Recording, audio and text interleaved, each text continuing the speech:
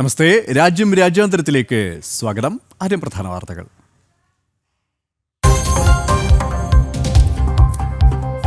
അയോധ്യ രാമക്ഷേത്രത്തിന് മുകളിൽ സ്വർണ്ണ താഴികക്കുടം സ്ഥാപിച്ചത് രാം ദർബാർ പ്രതിഷ്ഠാ ചടങ്ങുകൾക്ക് മുന്നോടിയായി. പ്രതിഷ്ഠാ ചടങ്ങുകൾ നാളെ മുതൽ.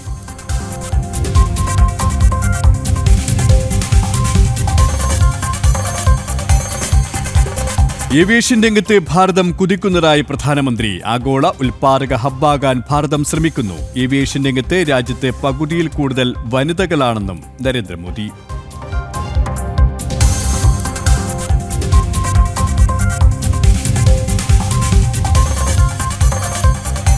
സിക്കിമിൽ മണ്ണിടിച്ചിലിൽ 3 സൈനികർക്ക് വീരമൃത്യു, 6 സൈനികരെ കാണാനില്ല. അപകടം സൈനിക ക്യാമ്പിന് മുകളിലേക്ക് മണ്ണിടിഞ്ഞു വീണ്.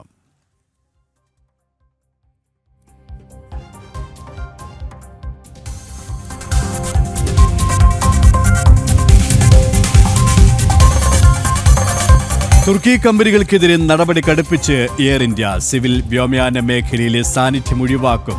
MRO സേവനങ്ങൾ ടർക്കിഷ് കമ്പനികൾക്ക് നൽകില്ല. നടപടി തുർക്കിയുടെ പാകിസ്ഥാൻ അനുകൂല നിലപാടിന് ശേഷം.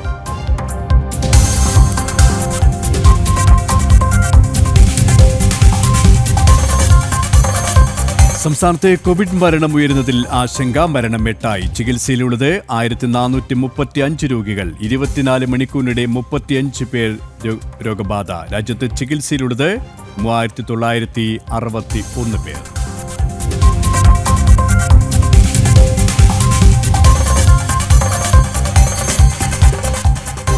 വിശദമായ വാർത്തയിലേക്ക്. ഏവിയേഷൻ രംഗത്ത് ഭാരതം കുതിക്കുകയാണെന്ന് പ്രധാനമന്ത്രി നരേന്ദ്രമോദി. ലോകത്തിന്റെ ഉൽപ്പാദക ഹബ്ബായി ഭാരതം മാറിക്കൊണ്ടിരിക്കുകയാണെന്നും അദ്ദേഹം വ്യക്തമാക്കി. അതേസമയം തന്നെ ഏവിയേഷൻ രംഗത്ത് ഭാരതത്തിൽ സ്ത്രീകളുടെ എണ്ണം വലിയ രീതിയിൽ കൂടുതലാണെന്നും ഇത് അഭിമാനാർഹമായ കാര്യമാണെന്നും അദ്ദേഹം വ്യക്തമാക്കി. ये डायलॉग एविएशन के साथ ही ग्लोबल कोऑपरेशन, क्लाइमेट कमिटमेंट्स और इक्विटेबल ग्रोथ के शेयर्ड एजेंडा को आगे बढ़ाने का एक माध्यम भी है. इस समिट में आप जो चर्चा कर रहे हैं उससे ग्लोबल एविएशन को नई दिशा मिलेगी. मुझे विश्वास है हम इस सेक्टर की इन्फिनिट पॉसिबिलिटीज को टैप कर पाएंगे, उन्हें और बेहतर ढंग से यूटिलाइज कर पाएंगे. വിശദാംശങ്ങളുമായി ഐസൻ ജോസ് ചേരുകയാണ്. ഐസൻ, സൂചിപ്പിച്ചതുപോലെ തന്നെ ഡൽഹി ഭാരത് മണ്ഡപത്തിൽ നടക്കുന്ന ലോക എയർ ട്രാൻസ്പോർട്ട് സമ്മിറ്റിൽ ആണ് പ്രധാനമന്ത്രി ഇക്കാര്യം വ്യക്തമാക്കിയത്. ലോകത്തിന്റെ നെറുകയിലേക്ക് ഭാരതം എല്ലാ രംഗത്തും കുതിച്ചുകൊണ്ടിരിക്കുകയാണ്. അവിടെയാണ് അദ്ദേഹം ഏവിയേഷൻ രംഗത്തും ഭാരതം കൈവരിക്കുന്ന മുന്നേറ്റത്തെക്കുറിച്ച് സൂചിപ്പിച്ചത്. പ്രധാനമായും എന്തൊക്കെ കാര്യങ്ങളാണ് അദ്ദേഹം വ്യക്തമാക്കിയത്? സുരേഷ്, തീർച്ചയായും ഏവിയേഷൻ രംഗത്ത് ഭാരതം മുന്നോട്ട് പോകുന്നതിൻ്റെ കണക്കുകൾ നിരത്തിക്കൊണ്ടുള്ള അല്ലെങ്കിൽ അതിൻ്റെ വിശദാംശങ്ങൾ അവതരിപ്പിച്ചുകൊണ്ടുള്ള ഒരു പ്രസംഗമാണ് പ്രധാനമന്ത്രി ഇന്ന് നടത്തിയത്. ഏവിയേഷൻ രംഗത്ത് പാരമ്പര്യേതര ഊർജ്ജ സ്രോതസ്സുകളുടെ സാന്നിധ്യം അത് പ്രയോജനപ്പെടുത്തുന്നതിനുള്ള നീക്കങ്ങൾ നടത്താനുള്ള ഗവേഷണങ്ങളിലേക്ക് നീങ്ങുന്നു. സസ്റ്റൈനബിൾ എനർജി ഏവിയേഷൻ രംഗത്ത് എങ്ങനെ പ്രായോഗികമാക്കാം, അതായത് ഇലക്ട്രിക് ജെറ്റ് പോലുള്ള സംവിധാനങ്ങളിലേക്കൊക്കെ എങ്ങനെ നമുക്ക് കടക്കാമെന്നത് സംബന്ധിച്ചുള്ള ഗവേഷണങ്ങൾ നടക്കുകയാണ് എന്ന വളരെ ഇന്നോവേറ്റീവായ ഒരു നീക്കത്തിൻ്റെ ഭാഗമായുള്ള നടപടിയെ സംബന്ധിച്ച് അദ്ദേഹം വളരെ കൃത്യമായി പറയുകയും ചെയ്തു. മാത്രമല്ല, അത്തരത്തിൽ ഭാരതം എന്തെങ്കിലും രീതിയിലുള്ള ഒരു കണ്ടെത്തൽ നടത്തുകയാണെങ്കിൽ ആ കണ്ടെത്തലുകളെല്ലാം തന്നെ ഭാരതത്തിനും ഗ്ലോബൽ സൗത്തിനും പ്രയോജനപ്പെടുന്നു. G20 രാജ്യങ്ങൾക്കെല്ലാം തന്നെ പ്രയോജനപ്പെടുന്ന രീതിയിലുള്ള ഒരു സംവിധാനമാകുക എന്ന ലക്ഷ്യത്തോടെയാണ് ഈ ഗവേഷണങ്ങളെല്ലാം തന്നെ നടക്കുന്നത് എന്നും അദ്ദേഹം വളരെ കൃത്യമായി പറയുകയും ചെയ്തു. ആഗോള മാനുഫാക്ചറിംഗ് ഹബ്, അതായത് ഏവിയേഷൻ രംഗത്ത് ആഗോള മാനുഫാക്ചറിംഗ് ഹബ്ബാവാനുള്ളൊരു നീക്കമാണ് നടത്തിക്കൊണ്ടിരിക്കുന്നത് ഭാരതം. ഈ ഹബ്ബാകുന്നതിനുള്ള നീക്കം നടത്തുന്നതിന് പ്രത്യേക ബജറ്റ് പരിഗണനയും നൽകിയിട്ടുണ്ട് എന്നും അദ്ദേഹം വളരെ കൃത്യമായി പറയുകയുണ്ടായി. അതുപോലെ തന്നെ നിയമപരിഷ്കരണങ്ങളുടെ ഭാഗമായി, അതായത് ഏവിയേഷൻ രംഗത്തെ വൈവിധ്യങ്ങളാർന്ന നിയമപരിഷ്കരണങ്ങളും അനുബന്ധമായ നിയമനിർമ്മാണങ്ങളും നടത്തുന്നത് വഴി കുറെ കൂടി കാര്യക്ഷമമായ ഒരു ഏവിയേഷൻ രംഗം തുറന്നു കിട്ടുന്നതിനും ടാക്സേഷൻ സംവിധാനങ്ങളെല്ലാം തന്നെ കൃത്യമായും ഒരു നിർവചനത്തിൻ്റെ പരിധിയിലും അല്ലെങ്കിൽ നിയന്ത്രണത്തിൻ്റെ പരിധിയിലും കൊണ്ടുവരുമ്പോൾ കുറെ കൂടി സുഗമമായ രീതിയിൽ ഏവിയേഷൻ രംഗത്തെ പ്രവർത്തനക്ഷമത ഉറപ്പാക്കുന്നതിനും സാധിക്കുമെന്നും അദ്ദേഹം പറയുകയുണ്ടായി. മറ്റൊരു സുപ്രധാന ഘടകം ഇന്ന് ചർച്ച ചെയ്തതുപോലെ മെയിൻ്റനൻസ് ഓവർഹോൾ ആൻഡ് റിപ്പയർ എന്ന് പറയുന്ന വിമാനത്തിൻ്റെ അനുരക്ഷണവും അതുപോലെ തന്നെ അനുബന്ധ റിപ്പയർ പ്രവർത്തനങ്ങളുടെയും എല്ലാം തന്നെ ആ ഉത്തരവാദിത്തങ്ങൾ കൂടി ഏറ്റെടുക്കുന്ന രീതിയിലുള്ള ഒരു ഹബ്ബായി മാറാൻ ശ്രമിക്കുന്നു എന്നാണ് അദ്ദേഹം വ്യക്തമാക്കിയത്. നമുക്കറിയാവുന്നതാണ്, ഇന്ന് വാർത്തകളിൽ ഇടം പിടിക്കുക പോലും ചെയ്തിരുന്നു. ഇപ്പോൾ ഈ വിവിധ ടർക്കിഷ് ഏജൻസികളെല്ലാം തന്നെ ഇക്കാര്യത്തിൽ ഈ രംഗത്ത് പ്രവർത്തിക്കുകയും അത് ഭാരതത്തിനെ സംബന്ധിച്ചിടത്തോളം അല്ലെങ്കിൽ ലോകത്തെ സംബന്ധിച്ചിടത്തോളം അതൊരു കോസ്റ്റ്ലിയായ വലിയ ചെലവേറുന്നൊരു സംവിധാനമായി മാറുന്നു ഈ എയർക്രാഫ്റ്റിന് മെയിൻ്റനൻസ് എല്ലാം തന്നെ. അതുകൊണ്ട് തന്നെ ആ രംഗത്തെല്ലാം കാര്യക്ഷമമായി ഇടപെടാനുള്ളൊരു സാധ്യത ഉറപ്പിക്കുന്ന രീതിയിൽ ഭാരതം പ്രവർത്തിക്കുന്നുവെന്നും അദ്ദേഹം പറയുകയുണ്ടായി. മറ്റൊരു സുപ്രധാന വിഷയം വനിതാ പ്രാതിനിധ്യത്തെക്കുറിച്ചാണ്. ഏവിയേഷൻ രംഗത്തെ വനിതാ പ്രാതിനിധ്യത്തെക്കുറിച്ചാണ് അദ്ദേഹം പറഞ്ഞത്. വലിയ തോതിൽ പകുതിയിലേറെ വനിതാ പൈലറ്റുമാർക്ക് ഭാരതത്തിലുണ്ട്. അതുപോലെ തന്നെ ഏവിയേഷൻ രംഗത്തെ പ്രവർത്തന മേഖലകളിൽ, അതായത് എഞ്ചിനീയറിംഗ് രംഗത്തായാലും അനുബന്ധ രംഗങ്ങളിലെല്ലാം തന്നെ വനിതകളുടെ സാന്നിധ്യം ശക്തമായുണ്ട് എന്നത് തന്നെ ഏവിയേഷൻ രംഗത്തെ ഭാരതത്തിൻ്റെ ഒരു പ്രത്യേകതയാണെന്നും അദ്ദേഹം പറയുകയുണ്ടായി. സുരേഷ്, ഐസൻ ജോസാണ് വിശദാംശങ്ങൾ നൽകിയത്. അയോധ്യ രാമക്ഷേത്രത്തിന് മുകളിൽ സ്വർണ്ണ താഴികക്കുടം സ്ഥാപിച്ചു. രാം ദർബാർ പ്രതിഷ്ഠാ ചടങ്ങുകൾക്ക് മുന്നോടിയായാണ് താഴികക്കുടം സ്ഥാപിച്ചത്. പ്രതിഷ്ഠാ ചടങ്ങുകൾ നാളെ മുതൽ ആരംഭിക്കും.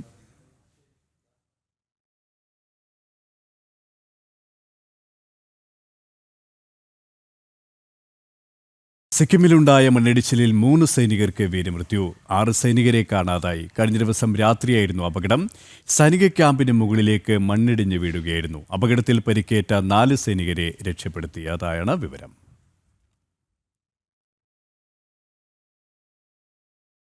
രാജ്യത്ത് കോവിഡ് വ്യാപിക്കുന്നതായി കേന്ദ്ര ആരോഗ്യ മന്ത്രാലയത്തിന്റെ കണക്കുകൾ വ്യക്തമാക്കുന്നു. ഇന്ന് രാവിലെ 8 മണിവരെയുള്ള കണക്കുകൾ രാജ്യത്താകെ ചികിത്സയിലുള്ളവരുടെ എണ്ണം 3961ആയി. 32 മരണങ്ങളും റിപ്പോർട്ട് ചെയ്തു. രാജ്യത്ത് കൊറോണ കേസുകളുടെ എണ്ണത്തിൽ 100-ലധികം ശതമാനത്തിന്റെ വർധനമാണ് രേഖപ്പെടുത്തുന്നത്. കഴിഞ്ഞ ഞായറാഴ്ച മാത്രം 203 പുതിയ കേസുകൾ കൂടി റിപ്പോർട്ട് ചെയ്തു. ഡൽഹി, തമിഴ്നാട്, മഹാരാഷ്ട്ര, കേരളം എന്നിവിടങ്ങളിൽ കൊറോണ മരണങ്ങളും സംഭവിച്ചു. ഡൽഹിയിൽ 47 പുതിയ കേസുകൾ റിപ്പോർട്ട് ചെയ്തതോടെ ആകെ സജീവ കേസുകൾ 483ആയി. മഹാരാഷ്ട്രയിൽ പുതിയ 21 കേസുകൾ ഉൾപ്പെടെ സംസ്ഥാനത്തെ സജീവ കേസുകളുടെ എണ്ണം 506ആയി ഉയർന്നു. പശ്ചിമബംഗാളിൽ 331 കൊറോണ കേസുകൾ റിപ്പോർട്ട് ചെയ്തു. കർണാടകയിൽ കൊറോണ കേസുകൾ വർദ്ധിച്ചതോടെ സ്കൂളുകളിലെത്തുന്ന വിദ്യാർത്ഥികളും അധ്യാപകരും മാസ്ക് ധരിക്കണമെന്ന് സർക്കാർ നിർദ്ദേശിച്ചു. പനി, ചുമ, ജലദോഷം, മറ്റ് ലക്ഷണങ്ങൾ എന്നിവ ഉണ്ടെങ്കിൽ കുട്ടികളെ സ്കൂളിലേക്ക് അയക്കരുതെന്നാവശ്യപ്പെട്ട് കർണാടക സർക്കാർ സർക്കുലർ ഇറക്കി. എല്ലാ സംസ്ഥാനങ്ങളോടും ജാഗ്രത പാലിക്കാൻ കേന്ദ്ര ആരോഗ്യ കുടുംബക്ഷേമ മന്ത്രാലയം നിർദ്ദേശം നൽകി. അനാവശ്യമായ കൂടിച്ചേരലുകൾ ഒഴിവാക്കണം. കൊറോണ പ്രോട്ടോകോൾ പാലിക്കാൻ ജനങ്ങൾക്ക് നിർദ്ദേശം നൽകാൻ സംസ്ഥാനങ്ങളോട് ആരോഗ്യ മന്ത്രാലയം ആവശ്യപ്പെട്ടു. ജനം, ഡൽഹി. രാജ്യത്ത് പടരുന്നത് കൊറോണയുടെ പുതിയ വകഭേദമായ NB181 ആണെന്ന് Indian council of medical research. Omicron വിഭാഗത്തിലുള്ള NB181 ആരോഗ്യ പ്രശ്നമുള്ളവരിൽ സ്ഥിതി ഗുരുതരമാക്കും. രോഗികളുമായി സമ്പർക്കം പുലർത്തിയിരുന്നവരും കൊറോണ ലക്ഷണങ്ങളുള്ള ശ്വാസകോശ രോഗികളും നിർബന്ധമായും കൊറോണ പരിശോധനയ്ക്ക് വിധേയരാകണമെന്ന് കേന്ദ്ര ആരോഗ്യ കുടുംബക്ഷേമ മന്ത്രാലയം നിർദ്ദേശിച്ചു. കഴിഞ്ഞ 2 ആഴ്ചകൾക്ക് മുമ്പ് പരിശോധിച്ച സാമ്പിളുകളിൽ ഭൂരിഭാഗത്തിലും JN1 വകഭേദം കൊറോണ വൈറസുകളാണ് സ്ഥിരീകരിച്ചത്. എന്നാൽ പുതിയ സാമ്പിളുകളിൽ കൂടുതലായി സ്ഥിരീകരിക്കുന്നത് ഒമിക്രോൺ വിഭാഗത്തിലുള്ള NB1.8.1 എന്ന വകഭേദമാണ്. NB1.8.1 പൊതുവെ നേരിയതോ മിതമായതോ ആയ ആഘാതങ്ങളാകും രോഗികളിൽ സൃഷ്ടിക്കുക. എന്നിരുന്നാലും പ്രായമായവർക്കും രോഗപ്രതിരോധ ശേഷി കുറഞ്ഞവരിലും ആരോഗ്യസ്ഥിതി ഗുരുതരമാക്കും. മറ്റ് വകഭേദങ്ങളെ അപേക്ഷിച്ച് NB1.8.1 വേഗത്തിൽ പടരുമെന്നത് വെല്ലുവിളിയാണ്. മഴയും കാലാവസ്ഥാ വ്യതിയാനവും മൂലം പനിയടക്കമുള്ള ആരോഗ്യ പ്രശ്നങ്ങളുമായി ആശുപത്രികളിൽ എത്തുന്നവരുടെ എണ്ണം വർദ്ധിച്ചിട്ടുണ്ട്. നിസ്സാര ആരോഗ്യ പ്രശ്നങ്ങൾ ഉള്ളവർ കൊറോണ പരിശോധന നടത്തേണ്ടെന്നാണ് ആരോഗ്യ മന്ത്രാലയം ശുപാർശ ചെയ്യുന്നത്. മറിച്ച് കൊറോണ വ്യാപകമായ രാജ്യങ്ങളിലേക്ക് യാത്ര ചെയ്തവരോ രോഗം സ്ഥിരീകരിച്ചവരുമായി സമ്പർക്കം പുലർത്തിയിരുന്നവരോ ആണെങ്കിൽ പരിശോധന അനിവാര്യമാണ്. ശ്വാസകോശ രോഗമുള്ളവരിൽ കൊറോണ ലക്ഷണങ്ങളുണ്ടെങ്കിൽ പരിശോധിച്ച് അടിയന്തര വൈദ്യസഹായം തേടണം. ആരോഗ്യ പ്രവർത്തകർ മുൻകരുതലുകൾ സ്വീകരിച്ച് പരിശോധനകൾക്ക് മുതിരാവൂ എന്നും കേന്ദ്ര ആരോഗ്യ കുടുംബക്ഷേമ മന്ത്രാലയം നിർദ്ദേശിച്ചു. ജനം, ഡൽഹി. തിരികെ വാർത്തയിലേക്ക്. സിവിൽ വ്യോമയാന രംഗത്തെ ടർക്കിഷ് കമ്പനികളുടെ സാന്നിധ്യം ഒഴിവാക്കാൻ നടപടികളുമായി എയർ ഇന്ത്യയും. എയർ ഇന്ത്യയുടെ വൈഡ് ബോഡി വിമാനങ്ങളുടെ മെയിൻ്റനൻസ്, റിപ്പയർ, ഓവർഹോൾ സേവനങ്ങൾ നടത്തുന്നതിൽ നിന്നും ടർക്കിഷ് കമ്പനികളെ ഒഴിവാക്കും. ടർക്കിഷ് എയർലൈൻസിൽ നിന്നും വാടകയ്ക്കെടുത്ത ഇൻഡിഗോയുടെ ബോയിങ് 777 വിമാനം തിരിച്ചു നൽകാൻ DGCA 3 മാസം സമയം അനുവദിച്ചു. ടർക്കിഷ് കമ്പനിയായ സെലബിയെ ഗ്രൗണ്ട് ഹാൻഡ്ലിംഗ് കാർഗോ വിഭാഗങ്ങളിൽ നിന്നും ഭാരതം വിലക്കിയിരുന്നു. ബ്യൂറോ ഓഫ് സിവിൽ ഏവിയേഷൻ സെക്യൂരിറ്റിയുടെ ക്ലിയറൻസ് മെയ് 15 റദ്ദാക്കിയതിനു ശേഷമാണ് സെലബിയുടെ പ്രവർത്തനം നിലച്ചത്. ഓപ്പറേഷൻ സിന്ധൂറിന് ശേഷം പാകിസ്ഥാൻ അനുകൂല നിലപാട് ടർക്കി സ്വീകരിച്ചതിനെ തുടർന്നാണ് കമ്പനികളെ ഒഴിവാക്കിയത്. സുപ്രധാനമായ മേഖലകളിൽ നിന്നും പൂർണ്ണമായും ഒഴിവാക്കുകയാണ് ലക്ഷ്യം. സമാന നീക്കവുമായാണ് എയർ ഇന്ത്യയുടെ നടപടികളും ആരംഭിച്ചിരിക്കുന്നത്. എയർ ഇന്ത്യയുടെ വൈഡ് ബോഡി വിമാനങ്ങളുടെ മെയിൻ്റനൻസ്, ഓവർഹോൾ, റിപ്പയർ സേവനങ്ങൾ നൽകുന്നതിൽ നിന്നും ടർക്കിഷ് കമ്പനിയെ ഒഴിവാക്കി. എയർ ഇന്ത്യ സിഇഒ ക്യാമ്പൽ വിൽസനാണ് ഇക്കാര്യം അറിയിച്ചത്. ടർക്കിഷ് കമ്പനിയിൽ നിന്നും ലീസിനെടുത്ത വിമാനങ്ങൾ തിരിച്ചേൽപ്പിക്കാൻ ഓഗസ്റ്റ് 31 വരെ DGCA ഇൻഡിഗോ വിമാന കമ്പനിക്ക് സമയവും അനുവദിച്ചു. മെയ് 30 ഇത് സംബന്ധിച്ച ഉത്തരവ് DGCA പുറത്തിറക്കിയത്. ഭാരതത്തിനെതിരെ ആക്രമണം നടത്താൻ ഉപയോഗിച്ച ഡ്രോണുകൾ പാകിസ്ഥാന് നൽകിയത് ടർക്കിയാണെന്ന് തെളിഞ്ഞിരുന്നു. ഈ പശ്ചാത്തലത്തിലാണ് ടർക്കിഷ് കമ്പനികളെ ഒഴിവാക്കാനുള്ള നീക്കങ്ങൾ ആരംഭിച്ചത്. വിമാനത്താവളങ്ങൾ പോലുള്ള തന്ത്രപ്രധാന പ്രദേശങ്ങളിൽ ടർക്കിഷ് കമ്പനികളുടെ സാന്നിധ്യം സുരക്ഷാ വെല്ലുവിളി ഉയർത്തുന്നത് ചൂണ്ടിക്കാട്ടിയാണ് നടപടികൾ. ന്യൂസ് ഡെസ്ക്, ജനം. കൂടുതൽ വിവരങ്ങളുമായി ഐസൻ ജോസ് ചേരുകയാണ്. ഐസൻ, ടർക്കിഷ് കമ്പനികൾക്കെതിരെ എയർ ഇന്ത്യയും നടപടി ശക്തമാക്കി കഴിഞ്ഞു. ഇരുതരത്തിലാണ് നടപടികൾ പുരോഗമിക്കുന്നത്.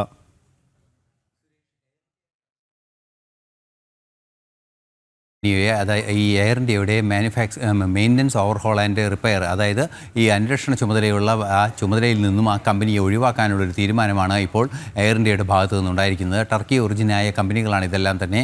ഈ കമ്പനികളുടെ എല്ലാം തന്നെ കൃത്യമായ എയർപോർട്ടുകളിലെ ഇടപെടലുകൾ വലിയ സെക്യൂരിറ്റി പ്രശ്നങ്ങൾ ഉണ്ടാക്കുമെന്ന സൂചന നേരത്തെ തന്നെ ലഭ്യമായിരുന്നു. ആ സൂചനയുടെ അടിസ്ഥാനത്തിൽ, ആ വിവരങ്ങളുടെ അടിസ്ഥാനത്തിലാണ് സെലബി ഉൾപ്പെടെയുള്ള കമ്പനികളെ നിരോധിക്കുന്ന ഒരു സാഹചര്യം, അല്ലെങ്കിൽ എൻ്റെ സെക്യൂരിറ്റി ക്ലിയറൻസ് ഒഴിവാക്കുന്ന ഒരു സാഹചര്യം ഉണ്ടായത്. ഇതിന് പിന്നാലെയാണ് എയർ ഇന്ത്യ കടുത്ത നടപടികളിലേക്ക് നീങ്ങുന്നത്. നമുക്കറിയാവുന്നതാണ്, വിമാനത്തിൻ്റെ മെയിൻ്റനൻസും അതുപോലെ തന്നെ അനുബന്ധമായ പ്രവർത്തനങ്ങളും ചെയ്യുന്ന മേഖലകളെല്ലാം തന്നെ, അല്ലെങ്കിൽ എയർപോർട്ടിൻ്റെ അത്രയും തന്ത്രപ്രധാനമായ ഇടങ്ങളിലാണ് ഈ പ്രവർത്തനങ്ങളെല്ലാം തന്നെ നടക്കുക. അതുകൊണ്ട് തന്നെ ആ പ്രവർത്തനങ്ങൾ നടക്കുന്ന ഇടങ്ങളിൽ ഇത്തരത്തിലുള്ള സംശയകരമായ രാജ്യങ്ങളിൽ നിന്നുള്ള കമ്പനികൾ പ്രവർത്തിക്കുന്നത് വെല്ലുവിളികൾ സൃഷ്ടിക്കുന്നു എന്ന തിരിച്ചറിവിൻ്റെ കൂടി അടിസ്ഥാനത്തിലാണ് നേരത്തെ എയർപോർട്ടുകളിലാണ് നടപടി ഉണ്ടായതെങ്കിൽ ഇപ്പോൾ എയർലൈനുകൾ, അതായത് വിമാന കമ്പനികൾ ഇക്കാര്യത്തിൽ നടപടികൾ സ്വീകരിക്കാനുള്ള നീക്കങ്ങൾ നടത്തിക്കൊണ്ടിരിക്കുകയാണ്. മറ്റൊരു സുപ്രധാന ഘടകം എടുത്തു പറയേണ്ടത്, ഇൻഡിഗോ എയർലൈൻസിൻ്റെ ബോയിങ് 777 വിമാനമുണ്ട്. ആ വിമാനം വലിയ വിമാനമാണ്. ഇത്തരത്തിൽ വലിയൊരു വിമാനം വാടകയ്ക്കെടുത്താണ് ഇൻഡിഗോ സർവീസ് നടത്തുന്നത്. അന്താരാഷ്ട്ര യാത്രകളെല്ലാം തന്നെ ഷെഡ്യൂൾ ചെയ്തിരിക്കുന്നത് ആ വിമാനത്തിലാണ്. ആ വിമാനത്തിൻ്റെ ഷെഡ്യൂളുകൾ, ഇനി തുടർ ഷെഡ്യൂളുകൾ എടുക്കാതിരിക്കുകയും ഈ വിമാനം ഒരു 3 മാസത്തിനകം തിരിച്ച് ടർക്കിഷ് എയർലൈൻസിനെ ഏൽപ്പിക്കണമെന്നൊരു നിർദ്ദേശവുമാണ് നൽകിയിരിക്കുന്നത്. നേരത്തെ ഇപ്പോൾ നമ്മൾ പറഞ്ഞതുപോലെ എയർലൈൻ കമ്പനികൾ ഇക്കാര്യത്തിൽ കുറേ കൂടി കാര്യക്ഷമമായതും ഗൗരവതരമായതുമായ ഇടപെടൽ നടത്തുകയാണ്. നേരത്തെ നമ്മൾ സൂചിപ്പിച്ചതുപോലെ വൈഡ് ബോഡി എയർക്രാഫ്റ്റുകളുടെ മെയിൻ്റനൻസിൻ്റെ കാര്യത്തിൽ ഇപ്പോൾ ടർക്കിഷ് കമ്പനിയെ ഒഴിവാക്കുമെന്ന് ഇന്ത്യൻ എയർ ഇന്ത്യ തീരുമാനിക്കുന്നു. അതുപോലെ തന്നെ ഇൻഡിഗോയുടെ വിമാനങ്ങൾ തിരിച്ചു നൽകണം, ഇൻഡിഗോ വാടകയ്ക്കെടുത്ത ടർക്കിഷ് എയർലൈൻസിൻ്റെ വിമാനങ്ങൾ തിരിച്ചു നൽകണമെന്ന നിർദ്ദേശം DGCA തന്നെ, അതായത് director general of civil aviation തന്നെ പുറപ്പെടുവിക്കുകയും ചെയ്യുന്നു. അത്തരത്തിൽ ഈ രംഗത്തെ ടർക്കിഷ് സാന്നിധ്യം പൂർണ്ണമായും ഇല്ലാതാക്കുക എന്ന കൃത്യമായ നീക്കമാണ് നടക്കുന്നത്. ഇതിന് ആധാരമായത് നേരത്തെ നമ്മൾ സൂചിപ്പിച്ചതുപോലെ ഓപ്പറേഷൻ സിന്ധൂറിന് ശേഷം ഭാരതത്തിനെതിരെ പാകിസ്ഥാൻ നടത്തിയ ആക്രമണങ്ങളിൽ പ്രയോഗിച്ച ഡ്രോണുകൾ ബഹുഭൂരിപക്ഷവും നൽകിയത് ടർക്കി ആണ്. അതുകൊണ്ട് തന്നെ ടർക്കിയെ കാര്യമായും ഇടപെടുത്തേണ്ട ഭാരതത്തിൻ്റെ തന്ത്രപരമായ മേഖലകളിൽ എന്ന ഉറച്ച തീരുമാനം തന്നെയാണ് ഈ നടപടിക്ക് പിന്നിൽ. സുരേഷ്, ഐസൻ ജോസാണ് വിശദാംശങ്ങൾ നൽകിയത്. ജമാഅത്തെ ഇസ്ലാമിയുടെ രജിസ്ട്രേഷൻ പുനഃസ്ഥാപിച്ച് ബംഗ്ലാദേശ് സുപ്രീം കോടതി. രജിസ്ട്രേഷൻ റദ്ദാക്കി ഒരു പതിറ്റാണ്ട് പിന്നിടുമ്പോഴാണ് പുനഃസ്ഥാപിച്ചത്. ജമാഅത്തെ ഇസ്ലാമി നേതാവിൻ്റെ വധശിക്ഷയും സുപ്രീം കോടതി റദ്ദാക്കി. 1971 വിമോചന യുദ്ധകാലത്ത് നടത്തിയ കുറ്റകൃത്യങ്ങളെ തുടർന്നായിരുന്നു ശിക്ഷ വിധിച്ചത്. 2014 ബംഗ്ലാദേശ് ജമാഅത്തെ ഇസ്ലാമി നേതാവ് ATM അസറുൽ ഇസ്ലാമിനെ വധശിക്ഷയ്ക്ക് വിധിച്ചിരുന്നു. 1971 നടന്ന രാജ്യവിരുദ്ധ പ്രവർത്തനങ്ങളുടെ ഭാഗമായാണ് വധശിക്ഷയ്ക്ക് വിധിച്ചത്. തുടർന്ന് 2014 ജമാഅത്തെ ഇസ്ലാമി ബംഗ്ലാദേശിൽ നിരോധിക്കപ്പെടുകയായിരുന്നു. ഷെയ്ഖ് ഹസീനയുടെ കാലത്താണ് നിരോധനം നടപ്പാക്കിയത്. പാകിസ്ഥാൻ അനുകൂല നിലപാട് സ്വീകരിച്ചതിന് പിന്നാലെയാണ് ജമാഅത്തെ ഇസ്ലാമി നിരോധിക്കപ്പെട്ടത്. വധശിക്ഷാ നടപടി സുപ്രീം കോടതി റദ്ദാക്കി. പിന്നാലെയാണ് നിരോധനവും നീക്കാൻ നിർദ്ദേശം നൽകിയത്. തെരഞ്ഞെടുപ്പ് കമ്മീഷനുമായി ബന്ധപ്പെട്ട് തുടർ നടപടികൾ സ്വീകരിക്കാൻ സുപ്രീം കോടതി നിർദ്ദേശം നൽകിയിട്ടുണ്ട്. പാകിസ്ഥാനുമായുള്ള ബന്ധത്തിന്റെ പേരിലാണ് നേരത്തെ ജമാഅത്തെ ഇസ്ലാമിക്ക് നിരോധനം ഏർപ്പെടുത്തിയത്. താൽക്കാലിക സർക്കാർ പാകിസ്ഥാനുമായി അടുക്കുന്ന നിലപാട് ബംഗ്ലാദേശിൽ സ്വീകരിക്കുമ്പോൾ ജമാഅത്തെ ഇസ്ലാമിയുടെ നിരോധനവും സ്വാഭാവികമായി നീങ്ങുകയാണ്. ഇന്റർനാഷണൽ ഡെസ്ക്, ജനം. രാജ്യത്തിന്റെ വടക്ക് കിഴക്കൻ സംസ്ഥാനങ്ങളിൽ കനത്ത മഴ നാശം വിതയ്ക്കുകയാണ്. അസം, അരുണാചൽ പ്രദേശ്, മിസോറാം, മണിപ്പൂർ, സിക്കിം തുടങ്ങിയ സംസ്ഥാനങ്ങളിൽ വെള്ളപ്പൊക്കത്തിലും മണ്ണിടിച്ചിലും മരണം 50 പിന്നിട്ടു. മണ്ണിടിച്ചിലിനെ തുടർന്ന് സിക്കിമിൽ 1500-ലധികം വിനോദസഞ്ചാരികൾ കുടുങ്ങിക്കിടക്കുകയാണ്. ബ്രഹ്മപുത്ര നദിയടക്കം അസമിലെ ജലാശയങ്ങളെല്ലാം കരകവിഞ്ഞു. ഗുരുതരമായ വെള്ളപ്പൊക്ക സാഹചര്യം കണക്കിലെടുത്ത് കേന്ദ്ര ജല കമ്മീഷൻ റെഡ് അലർട്ട് പുറപ്പെടുവിച്ചു. അസമിലെ 17 ജില്ലകളിലുള്ള 3 ലക്ഷത്തിലധികം ജനങ്ങളെ വെള്ളപ്പൊക്കം ബാധിച്ചു.